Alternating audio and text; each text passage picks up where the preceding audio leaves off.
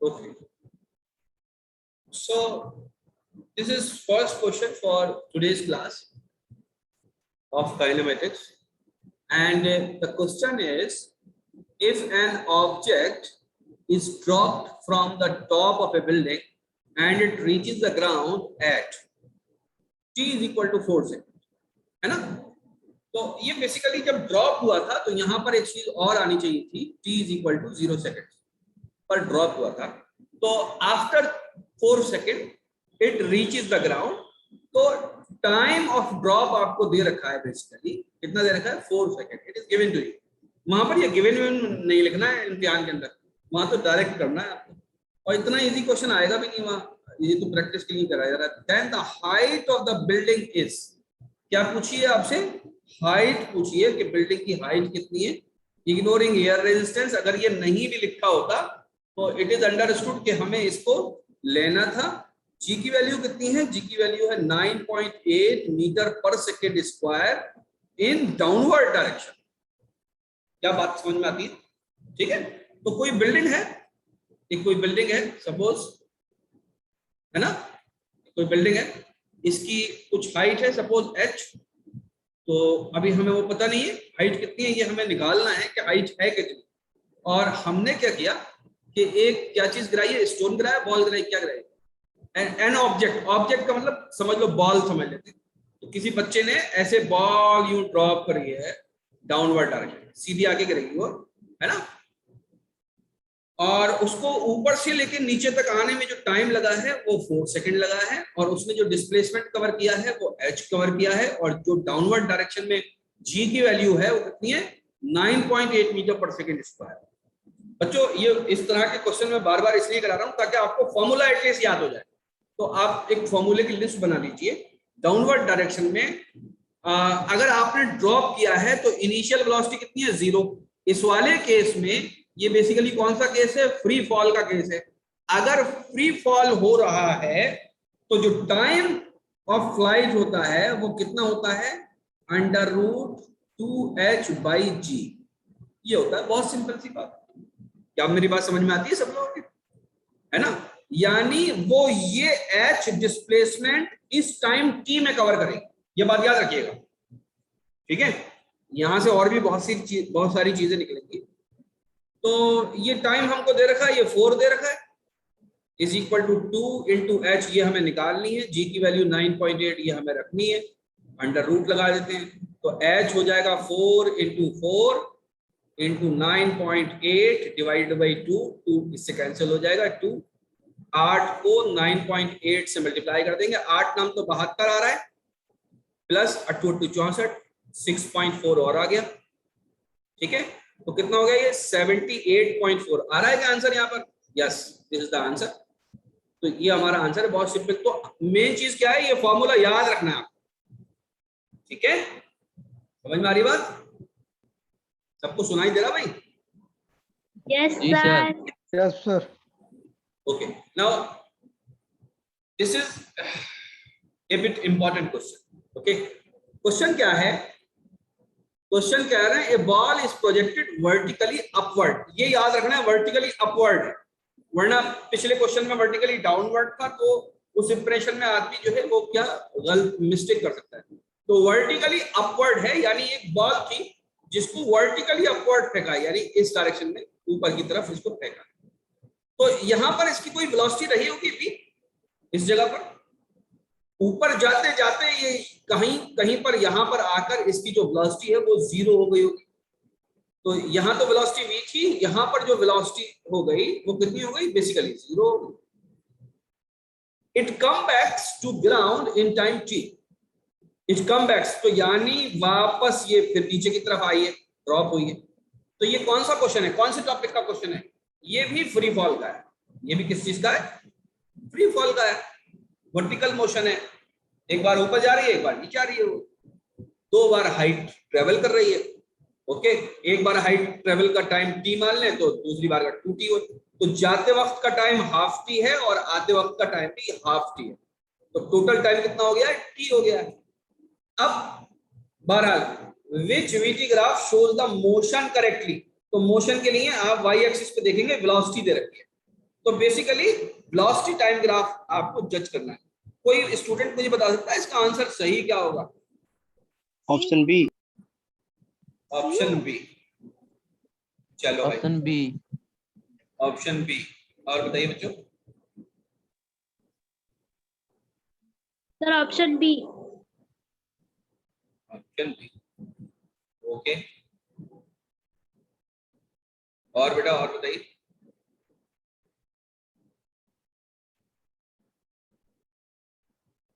ठीक, 3 ऑप्शन बताए गए हैं बेटा। ये गलत आंसर है, ठीक है। ये जो है बेसिकली गलत आंसर। हाँ बिल्कुल सी हो, ये करेक्ट ऑप्शन। ये इंटरनेट पर भी कुछ जगह पर ये बी लिखा हुआ है ऑप्शन, ये गलत है ऑप्शन। ऑप्शन सी होगा, ये करेक्ट आंसर है, ठीक है। अब मैं इसको बताता हूँ आपको। ये बताइए कि वेलोसिटी कैसी क्वांटिटी है, वेक्टर क्वांटिटी है या स्केलर क्वांटिटी है? ऑब्वियसली हम सब जानते हैं कि वेक्टर क्वांटिटी। तो जब ये स्टोन या ऑब्जेक्ट या बॉल जिस टाइम ऊपर बेसिकली जा रहा होता है, ऊपर के डायरेक्शन में, उस वक्त इसकी वेलोसिटी यहां पर ऊपर की तरफ होती है पॉजिटिव, लेकिन डिक्रीज हो रही होती है कांस्टेंट रेट से। यानी वेलोसिटी टाइम ग्राफ कैसा रहना है? Velocity time graph basically straight line लेना है, स्ट्रेट लाइन लाइन, ठीक है। अब ये पहुंच गई यहां पर, टॉप पर पहुंच चुकी है। टॉप पर जब पहुंचेगी तो वेलोसिटी कितनी हो जाएगी? 0 हो जाएगी। तो टॉप पर पहुंचने का मतलब ये पॉइंट यहां पर जिस टाइम पहुंचेगी, ये बेसिकली t/2 है। तो ये वाला जो लम्हा है वो बेसिकली क्या है? t/2 है। तो t/2 पे टॉप पे पहुंच चुकी है, वेलोसिटी हो गई 0। यहां पर वेलोसिटी कितनी हो चुकी है? वेलोसिटी हो गई 0। अब वेलोसिटी डाउनवर्ड डायरेक्शन में बिल्डअप होना शुरू हो गई। तो आप देखेंगे, जरा सा मैं मिटा दूं तो आपको नजर आएगा। आप देखेंगे कि इस पर्टिकुलर ग्राफ के अंदर देखिए ये लाइन नीचे भी आ रही है। क्या बात समझ में आ रही है? ये लाइन नीचे भी आ रही है। तो ये थोड़ा सा मैं और करेक्ट करना चाह रहा था, थोड़ा और नीचे लाना चाह रहा था। पर यही बेसिकली करेक्ट आंसर है कि दूसरे डायरेक्शन में वेलोसिटी बिल्डअप होना शुरू। अच्छा, जैसे ही ये टकराएगी ग्राउंड से, उस वक्त कैसा ग्राफ बन जाएगा? ध्यान से सुनिएगा। जैसे ही ये ग्राउंड से टकराएगी, उस टाइम कैसा ग्राफ बनेगा?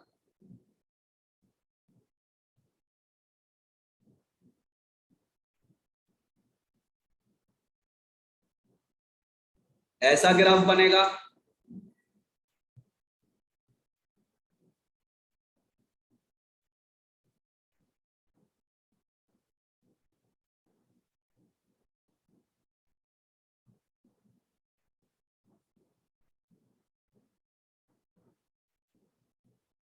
या ऐसा ग्राफ बनेगा? कौन सा बनेगा बच्चों बताओ? ये पहला वाला बनेगा या दूसरा वाला बनेगा?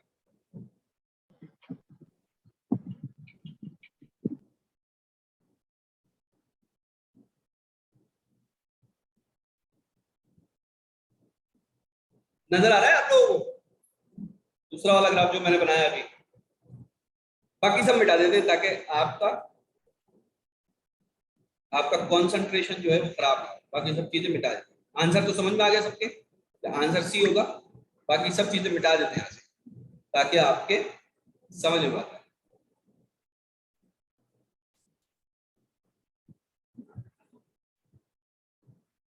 बोलिए बच्चों। पहला वाला, पहला वाला। पहला वाला, पहला वाला। पहला वाला। 2 बच्चों ने कहा पहला वाला। और बच्चों और बताइए, ट्राई तो करिए। गलत ही तो होगा ज्यादा। गलत होना कोई गलत बात नहीं है। गलत होने का मतलब यह है कि आपने एटलीस्ट ट्राई किया है, दिमाग को इस्तेमाल किया है।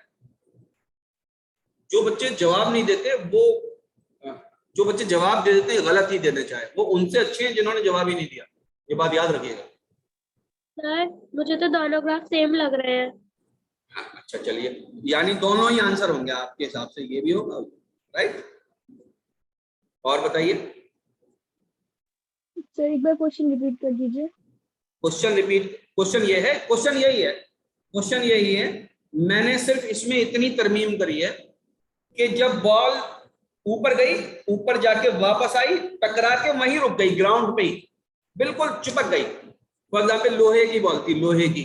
आयरन की बॉल थी, तो आयरन की बॉल टप्पे तो खाएगी नहीं। मान लो घास का ग्राउंड था, घास वाला, तो वो एकदम से चिपक गई ग्राउंड में जाके। सेकंड होगा सर। चलिए, एक बच्चे ने कहा ये सेकंड, फर्स्ट। एक बच्ची ने कहा कि ये फर्स्ट होगा। बच्चों सुनो, ये सेकंड वाला जो है ना, ये ज्यादा सही। ग्राफ जब कभी भी बनता है वो ऐसे ही बनता है, ये बात याद रखिए। कहीं कैसा भी बना रखा हो, आप हमेशा फंडामेंटल से कभी भी मत भागिएगा। देखिए ग्राफ यूं आया, अब इस पॉइंट पर वेलोसिटी जीरो होगी, तो जीरो होगी तो वर्टिकली ग्राफ ऐसे चलेगा नहीं, ये बात याद रखिए। ऐसे ग्राफ चलेगा नहीं, वर्ट एकदम से, क्योंकि जीरो होनी है। तो यहीं से हम ये जो डैश डैश बनाए हैं, ये इसलिए बनाए हैं ताकि आप नेक्स्ट फेज में पहुंच सके, ताकि आपको डायरेक्शन मिल सके कि अब वेलोसिटी क्या हो गई। तो अब वेलोसिटी ये हो गई एकदम से जीरो, सडन जीरो हुई है, तो मैक्सिमम से सडन जीरो हुई है वेलोसिटी, तो हम डैश डैश से रिप्रेजेंट करते हैं। क्योंकि ये बात बच्चों को क्लियर नहीं होती, इसीलिए मैंने जानबूझ के ये मुद्दा उठाया है यहाँ पर क्लास के अंदर। बात समझ में आई? ठीक है, तो ये वाली जो चीज है ये टेक्निकली रॉन्ग है, ये ऐसे नहीं होता है, वर्टिकली ऐसे मूव नहीं करेगा ग्राफ। बात समझ में आई? ये टेक्निकली रॉन्ग है, अगर कहीं बना हुआ है तो वो गलत है, क्योंकि वेलोसिटी इंस्टेंटली जीरो हो रही है, तो आप ऐसे शो नहीं करेंगे उसको। अगर कुछ सेकंड लग रहे हैं, तो शो करेंगे ऐसे। अगर मान लीजिए कुछ टाइम लग रहा है, यहां से लेके यहां तक कुछ डेल्टा टी लग रहा है उसको जीरो होने में, तो आप शो करेंगे, अदरवाइज आप स्ट्रेट लाइन से शो नहीं करेंगे। क्लियर हो गई बात? आगे बढ़ते हैं। जी सर। ठीक है, अगर किसी जगह पर लिखे हुए पर मेरा वीडियो आ रहा हो तो आप उसे अपने मोबाइल पर हटा सकते हैं, आगे पीछे कर सकते हैं। ठीक है, नाउ ये एक क्वेश्चन है, if an object is dropped vertically downward and another object is thrown horizontally from the same height, then the ratio of the vertical distance covered by both object at any instant t। ठीक है, तो ये हमको सवाल एक दिया हुआ है। सवाल क्या है, इसको हम एक बार और समझ लेते हैं कि सवाल क्या कह रहे हैं। सवाल ये कह रहे हैं कि एक कोई हाइट है, सपोज ये हाइट है, ठीक है, तो एक ऑब्जेक्ट है, सपोज रेड कलर की बॉल है, रेड कलर। तो इस रेड कलर की बॉल को हमने ड्रॉप कर दिया वर्टिकली डाउनवर्ड। ठीक है, तो ड्रॉप करने का मतलब ये बॉल ऐसे गिरेगी राइट, और ऐसे गिरेगी तो कुछ टाइम टी लेगी। क्या बात समझ में आती है? और इसी जगह पर एक सपोज ब्लू बॉल भी है, ये मैं इसके ऊपर बना रहा हूं, लेकिन आप समझिएगा उसी जगह पर है। ठीक है, किसी और टाइम में या उसी वक्त हमने इसको क्या किया, हमने इसको एक वेलोसिटी v दी हॉरिजॉन्टल डायरेक्शन में, यही तो लिखा है। तो ये यूं गिरेगी, यूं देखिए, ये हम जानते हैं, हमने ये प्रोजेक्टाइल के अंदर पढ़ रखा है। ठीक है, अब ये कह क्या रहे हैं वो समझिए। ये यूं कह रहे हैं किसी भी पर्टिकुलर टाइम t पर, किसी भी पर्टिकुलर टाइम t पर ये वाली लाल वाली बॉल और ये ब्लू वाली बॉल, लाल वाली बॉल और ब्लू वाली बॉल, लाल वाली बॉल ने सपोज कीजिए किसी पर्टिकुलर टाइम t पर लाल वाली बॉल इतनी हाइट नीचे आ गई। ठीक है, यहां पर आ गई, इस जगह पर आ गई, टाइम t पर इस जगह पर आ गई। और टाइम t पर जो ब्लू वाली बॉल थी वो इस पूरी ट्रेजेक्टरी में किसी ना किसी जगह तो रहेगी, हम ऊपर या नीचे मान लेते हैं। सपोज वो यहां पर रही, मैं ये कह नहीं रहा हूं कि ऊपर होगी या नीचे होगी या बराबर में होगी, मैं तो कोई भी एक जगह मान ले रहा हूं। तो यानी ये कितनी नीचे आई है, ये इतनी नीचे आई है, इसको हम कह रहे हैं एच डैश। बात समझ में आ रही है? दोनों ने टाइम कितना लिया है, इसने भी टी लिया है और इसने भी टाइम टी लिया है। तो ये यू पूछ रहे हैं the ratio of the vertical distance covered by both object at instant T, यानी हमसे पूछा गया है एच अपॉन एच डैश बता दीजिए। क्या सवाल समझ में आ गया सबके? Yes sir. ठीक है, बहुत सिंपल सी बात है। Yes, sir. टाइम फिक्स है दोनों का टाइम सेम है। क्या होगा बच्चों आंसर? 1 होगा, ऑप्शन ए 2 होगा, 4 होगा, 0.5। तो एक 1 बच्चे होगा ने सर, बताया 1। 1 होगा। एक बच्चे ने बताया 1 होगा, दूसरे बच्चे ने भी बताया 1 होगा। और बताइए। सर ए। और एक ए। बच्ची ने और बताया ए होगा, एक बच्ची ने और बताया ए होगा। और बताइए। 4 बच्चे, 4 बच्चों ने एक भी ऑप्शन चूज किया है। ठीक है, यही आंसर सही है। ठीक है, और बच्चों के समझ में आया या नहीं? उनको एक्सप्लेन करूं मैं या नहीं करूं, या आगे बढ़ जाऊं? बच्चों देखो ध्यान से समझ लो, हम किसी बॉडी को अगर ड्रॉप करते हैं डाउन, ड्रॉप कर रहे हैं, ड्रॉप फेंक नहीं रहे हैं, ऐसे नहीं फेंक रहे हैं, यूं नीचे नहीं फेंक रहे हैं, हम खाली छोड़ रहे हैं उसको, ड्रॉप कर रहे हैं। तो नीचे आते वक्त अगर वो h डिस्प्लेसमेंट ट्रेवल करती है टाइम t में, तो जो फॉर्मूला होता है वो होता है t = 2h/g। क्या बात समझ में आती है? अगर ड्रॉप कर रहे हैं, और अगर ये प्रोजेक्टाइल मोशन है उस वक्त क्या फॉर्मूला होता है? इस वाले केस में, प्रोजेक्टाइल वाले केस में जो टाइम t होता है वो है 2h/g और ये अंडर रूट। तो इस हाइट को ट्रेवल करते वक्त ये टाइम t कवर करेगी। तो क्या ये दोनों फॉर्मूले सेम नहीं है क्या? अगर इस स्मॉल t को और कैपिटल T को हम बराबर लेते हैं तो क्या ये स्मॉल h और कैपिटल H बराबर नहीं होगा? यस, बराबर होगा। अगर ये दोनों बराबर हैं तो इनका रेशियो कितना होगा? इनका रेशियो 1 होगा, इसलिए आंसर इसका ए होगा। ठीक है, बात समझ में आ रही है? आगे बढ़ते हैं। जी sir. Two objects are projected at an angle 30 and 60 degree respectively with respect to the horizontal direction. The range of two objects are denoted as R30, R60. The ratio of the two ranges will be okay. तो दो diagram बनाता हूं मैं, एक black ground लेता हूं, ground दोनों बार black ले लेता हूं, एक बार मैं ब्लू ऑब्जेक्ट को, और ये 30 वाला ले लेता हूं। तो ऐसे 30 से उछाला और यहाँ पर आ गया। बात समझ में? ये एंगल मैंने कौन सा ले लिया? ये 30 ले लिया। तो इसके अंदर ये बेसिकली रेंज इसकी कितनी हुई? R30 सपोज, है ना। और दूसरे वाले केस में क्या करता हूँ, एक बॉल लेता हूँ जिसको मैं 60 ऐसे 60 पे फेंकता हूँ। तो यहाँ पर जो एंगल है वो कितना है बच्चों? 60 डिग्री है। तो इसकी रेंज जो है वो कितनी है? R60 है। क्या बात समझ में आती है? R60। तो ये हमसे कह रहे हैं कि two objects are projected at an angle 30, 60 respectively with respect to horizontal direction. The range of two objects are denoted as R30, R60. The ratio of the two ranges का हमें बेसिकली क्या है? निकालना है, रेशियो निकालना है। इसके अंदर एक चीज क्वेश्चन में और छूटी हुई है, which must also be given, projected at an angle 30 and 60 respectively with same velocity. ठीक है, इसको आप नोट कर लेंगे क्योंकि वेलोसिटी सेम रखे बिना बात नहीं बनेगी। यानी ये भी B से गया है और आपके ये भी B से गया है, राइट।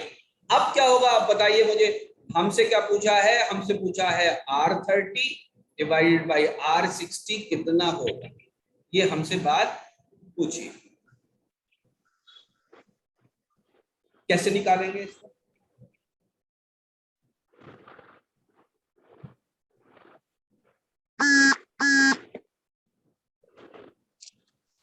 बोलिए।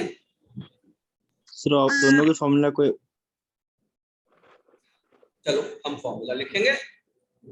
तो 2 sin थीटा 2g/g वाला फॉर्मूला। इसका रेंज का फॉर्मूला क्या होता है बेटा? रेंज का फॉर्मूला होता है ux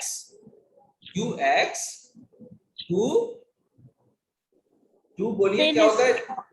2h/g इसका अंडर रूट। ux का मतलब हो जाएगा u cos थीटा। थीटा का मतलब ये वाला थीटा, ठीक है, 2h/g। ठीक है, ये एक फॉर्मूला होता है रेंज का। तो अगर हम R30 निकालेंगे तो थीटा की वैल्यू 30 पुट कर देंगे, अगर r 60 निकालेंगे तो थीटा की वैल्यू 60 पुट कर देंगे। लेकिन इस फॉर्मूले से हमारा काम नहीं चलता, क्योंकि इन्होंने ये हाइट कितनी कवर करी है, ये इसको हम h60 मान लेते हैं और इसको हम h30 मान लेते हैं। इनकी हाइट कितनी कवर हुई है वो हमें पता नहीं है। तो इसका बच्चों एक फॉर्मूला और है जो मैंने बताया है वीडियो के अंदर, कुछ बच्चों को पता भी है। Yes, sir. कि बुनियाद पे वो आपके अभी बोल भी रहे थे, एक बच्ची ने कहा था 2u², बोलिए, sine theta cos theta upon g. जी क्या यही फॉर्मूला है? सबके बात समझ में आ रही है? बोलिए, सबको यही फॉर्मूला याद है या नहीं?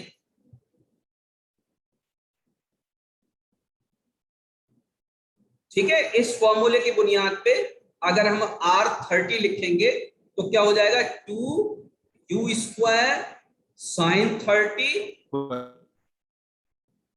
cos 30 divided by g. ठीक है, और r60 अगर लिखेंगे तो क्या हो जाएगा, 2u² sine 60 cos 60 divided by g. ठीक है, अब देखिए हम क्या करेंगे, इनको डिवाइड कर दिए, इसको इससे डिवाइड कर दिए, इसको इससे डिवाइड कर दिए, सॉरी नीचे मैंने 6 लिख दिया, ये 0। ठीक है, अब ध्यान से देखिए, अब मैं इनको काटूंगा, ब्लू लाइन से काट रहा हूं। देखिए जी से कैंसिल हो जाएगा, 2u² से कैंसिल हो जाएगा। साइन 30 किसके बराबर होता है, हाफ के बराबर होता है। cos 30 किसके बराबर होता है, √3/2 के बराबर होता है। साइन 60 किसके बराबर होता है, √3/2 के बराबर होता है। cos 60 किसके बराबर होता है, cos 60 हाफ के बराबर होता है। ये हाफ इस हाफ को काट देगा, ये √3/2 इसको काट देगा, आंसर आ जाएगा 1। तो r30/r60 किसके बराबर आ जाएगा, 1। तो आंसर विल बी यूनिटी, यानी कि ये दोनों रेंजेस बराबर होंगी इस पर्टिकुलर केस के। कब रेंज बराबर होती है पता है आपको, दो ऑब्जेक्ट की कब कब रेंज बराबर होती है, किन किन दो ऑब्जेक्ट्स की रेंज बराबर होगी, ये बात पता है आप लोगों को? सर जब वेलोसिटी सेम हो। नहीं बेटे, वेलोसिटी तो सेम है क्वेश्चन में। अभी मैं बताता हूं आपको, मैं ये सब इरेज कर दूं जितना लिखा हुआ है इस टाइम, ये सवाल तो हो गया क्योंकि, ठीक है। Yes sir. ठीक है, ध्यान से देखिए, देखिए एक ऑब्जेक्ट को हमने फेंका ऐसे, वो ऐसे गया और यहां पर बेसिकली थीटा था इसका, और इट इज अंडरस्टूड कि ये वेलोसिटी v से फेंका, तो इसकी रेंज आई r, इसकी रेंज कितनी आई r। अब सेम रेंज पर फेंकने के लिए हमारे पास सिर्फ एक ही तरीका है, और वो तरीका ये है सेम रेंज पे फेंकने के लिए कि ये थीटा से फेंका था ना, दूसरा एंगल हम किससे फेंके पता है, दूसरा वाला हम फेंके थीटा। नहीं 90 माइनस थीटा। ये बच्चों याद रखना, ये कंसेप्ट वाली बात है, क्योंकि इस वाली प्रॉब्लम में क्या दे रखा है, एक एंगल 60 दे रखा है, एक 30 दे रखा है, एक 30 दे रखा है, एक 60 दे रखा है। अगर इसको हम थीटा मान लें तो ये 90 माइनस थीटा होगा या नहीं होगा, इसीलिए रेंज बराबर आई है, इसीलिए रेंज बराबर आई है। जब भी दो ऐसे प्रोजेक्टाइल फेंके जाएं कि एक को थीटा से फेंका जा रहा है, एक को 90 माइनस थीटा से फेंका जा रहा है, तो दोनों की रेंज बराबर आएगी, हाइट भले ही अलग अलग आए। ठीक है, बात समझ में आ गई? रेंज के लिए। हाँ, सिर्फ रेंज के लिए, यानी एक को 10 डिग्री से फेंकिए, सिर्फ रेंज के लिए, यानी कि एक को आप कितने डिग्री से फेंकिए, 10 से फेंकिए, तो वो ऐसे गिर जाएगा। ये एंगल कितना है, सपोज 10, ये एंगल 10, और एक को आप कितने से फेंकिए, एक को आप 80 से फेंकिए, तो वो ऐसे ऊपर जाएगा और यूं आएगा, तो ये एंगल कितना है बेटा, ये 80 है। तो दोनों की रेंज बराबर होगी, ये बात याद रखिएगा। जब तक ये थीटा 90 माइनस थीटा चलता रहेगा, रेंज बराबर रहेगी। ये चीज प्रूफ भी कराइए, पता नहीं मैं वीडियो में भूल गया नहीं, लेकिन ये बात आप याद रखिएगा, थीटा 90 माइनस थीटा, एक को 40 डिग्री से फेंका गया और एक को 50 डिग्री से फेंका गया, दोनों की रेंज बराबर होगी, provided that the velocity is same in both the cases. Okay, बात समझ में आ रही है? Velocity and g r same in for both the cases. ठीक है, समझ में आ गई ये वाली बात, नोट कर लीजिए। बच्चों ऐसा है कि ये बातें जो होती रहती है ना यहाँ पर, इसको आप कॉपी और आई होप आप कॉपी और पेन लेके बैठते होंगे, तो इसको आप नोट करते जाइए। अगर आप नोट नहीं करेंगे ना, तो अभी तो आपको बड़ा अच्छा लग रहा है, लेकिन वो आदमी भूल जाता है ना, उसकी आदत होती है इंसान की भूलने की। तो अभी अभी आपको याद रहेगा, हो सकता है कल तक याद रहे, परसों तक याद रहे, मेमोरी अच्छी है तो हो सकता है आपको हमेशा याद रहे, लेकिन एक आम इंसान जो है वो भूल ही जाता है ना। तो इसको नोट करने की आदत डालिए अपने नोट्स में, इन सारी चीजों को नोट करने की, है ना। ऐसी थोड़ी निकलेगा IIT और नीट, उसके लिए थोड़ा सा आपको कलम चलाना पड़ेगा, अपनी कागज काले करने पड़ेंगे, है ना। ठीक है, ये मैंने आगे ये मैंने फॉर्मूला लिख भी दिया था इसका। बेटा नहीं समझ में आ रहा क्या बोल रही है, ये मैंने यहाँ पर फॉर्मूले का स्क्रीन, sin 2 theta yg वाला। हाँ ये मैंने फॉर्मूला जो है वहीं अपने YouTube वीडियो से क्रॉप करके लगा भी दिया था आपको, आप लोग को दिखाने के लिए कि ये यहाँ पर मैंने प्रूव कर दिया था। ठीक है, आगे बढ़ते हैं। एक ये क्वेश्चन है, a ball rolls off a horizontal table with a velocity v, it lands on the ground after time t, later at a distance t from the foot of the table as shown in the diagram below. Air resistance is taken as negligible.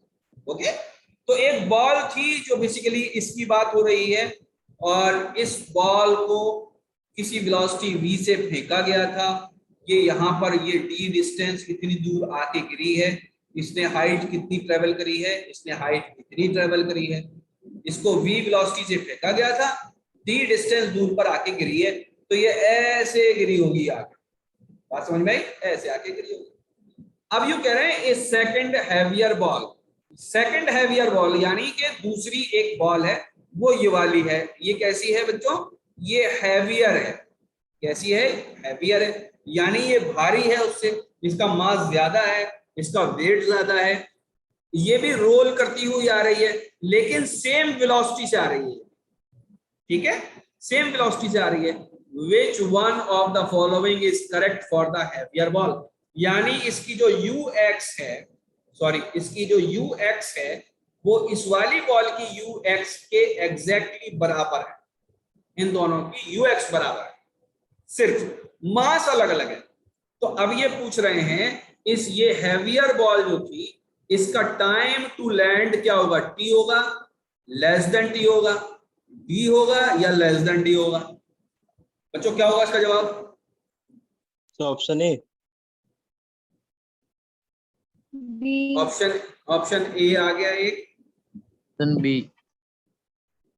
Option B भी आ गया एक। यानी दोनों बच्चे ये कह रहे हैं टाइम तो सेम होगा, लेकिन एक बच्चा ये कह रहे हैं कि उसकी रेंज डी ही रहेगी, वो लेस देन डी रहेगी। ये जो कह रहे हैं आप लोग, बी होगा, बी। चीज बी, एक बच्ची कह रही है कि ये बी होगी। चलिए और बताइए बच्चों, 3 बच्चों ने अपना जवाब दिया। ठीक है, इसको बेटा इसको हल करने का बहुत ही सिंपल तरीका है। एक तो हम ये बार बार आप लोगों को आई होप 9th क्लास में टीचर ने बताया होगा कि एक ऑब्जेक्ट को आप ड्रॉप करिए, उसके मास पे डिपेंड नहीं करता उसका टाइम, उसके मास पे डिपेंड नहीं करता उसका टाइम। टाइम किसके बराबर होता है? मैंने अभी आज ही 2 बार ये फॉर्मूला लिखा है कि टाइम बराबर होता है 2h/g का अंडर रूट। आज इस फॉर्मूले का मैंने कई बार इस फॉर्मूले को लिखा है। अगर हाइट नहीं बदल रही, हाइट चेंज नहीं हो रही, तो मास पे, वेट पे, कलर पे डिपेंड नहीं करेगा, क्योंकि आपने एयर रेजिस्टेंस को नेग्लिजिबल मान लिया है। तो टाइम तो दोनों बार t ही रहने वाला है। तो इसका मतलब क्या है कि हमारे जो ऑप्शन है वो A और B में से ही कोई होगा। ठीक है, एक बात तो ये हो गई हमारी कि यानी या तो ये होगा या तो ये होगा। अब हमें ये देखना है कि रेंज बदलती है या नहीं। ठीक है, बस बात समझ में आती है। रेंज किसके बराबर होती है? रेंज बेसिकली क्या चीज है? d है। ये किसके बराबर होगा? Horizontal distance. डिस्टेंस किसके बराबर होता है बच्चों? डिस्टेंस किसके बराबर होता है बताइए? Speed into time. क्या बात समझ में आ रही है? स्पीड कौन सी वाली? ux, इनटू टाइम कौन सा वाला, ये वाला। टाइम का मतलब क्या हो जाएगा, ux multiplied by 2h upon g। ठीक है, ये पहला वाला जो x है इसको जरा सही कर दूं, वरना आप लोग ऐसा ना समझे कि 2 बार इंटू लगाया। ये basically x ux into 2h upon g का अंडर रूट। बच्चों ये बताओ कि यहां पर कहीं मास आ रहा है या नहीं आ रहा। हैवियर का मतलब मास ज्यादा है, तो क्या मास आ रहा है यहां पर भी नहीं आ रहा, यहां पर भी नहीं आ रहा। तो इसका मतलब क्या है कि रेंज भी डिपेंड नहीं करती मास के ऊपर। क्या बात समझ में आ रही है। तो ये भी सेम रहने वाली है, यानी ऑप्शन कौन सा रहने वाला है हमारा, ए रहने वाला है। This is our correct answer. ठीक है, समझ में आ गई बात, बोलिए। जी सर। जी सर। तो आगे बढ़ते हैं।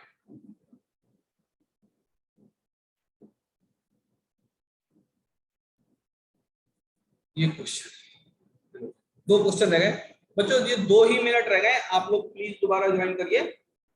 ठीक है, दोबारा ज्वाइन करिए।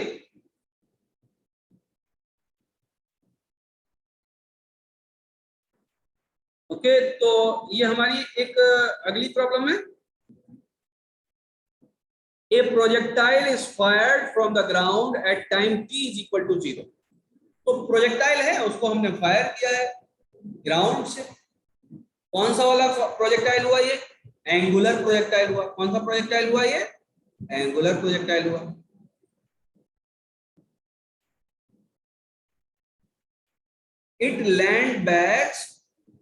It lands back on the ground at time t is equal to t।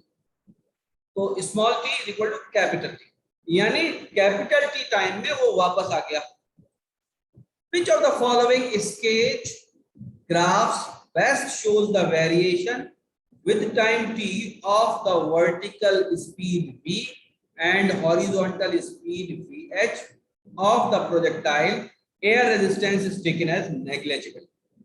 Okay, कौन सा ग्राफ होगा बच्चों, वर्टिकल वेलोसिटी और हॉरिजॉन्टल वेलोसिटी, यानी u cos थीटा जिसको के इन्होंने कहा हॉरिजॉन्टल वेलोसिटी, और u sin थीटा जिसको के इन्होंने कहा vertical velocity.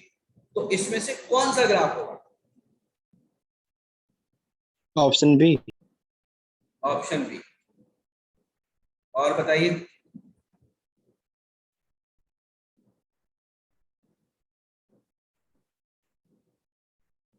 Option b. Option B कह रहे हैं साहब। और बोलिए बच्चों,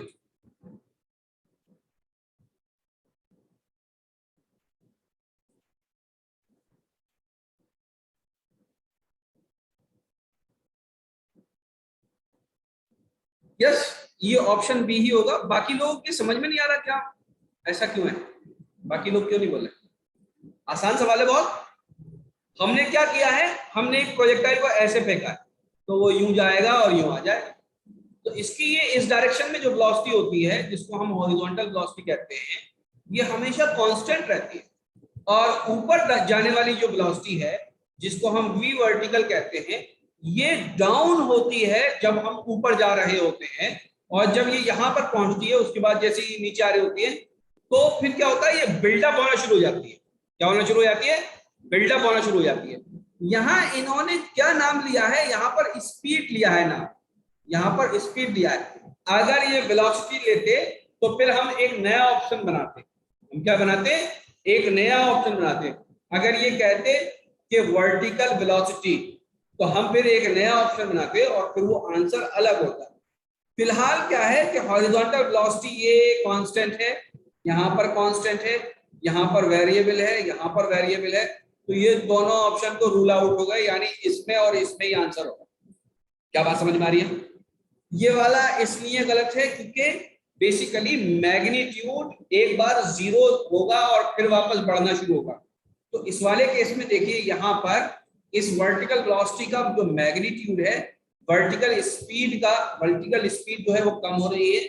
यहाँ पर ये 0 हो गई और फिर ये बढ़ना शुरू हो गई और टाइम t पर उतनी ही हो गई जितनी time t is equal to 0 पर थी।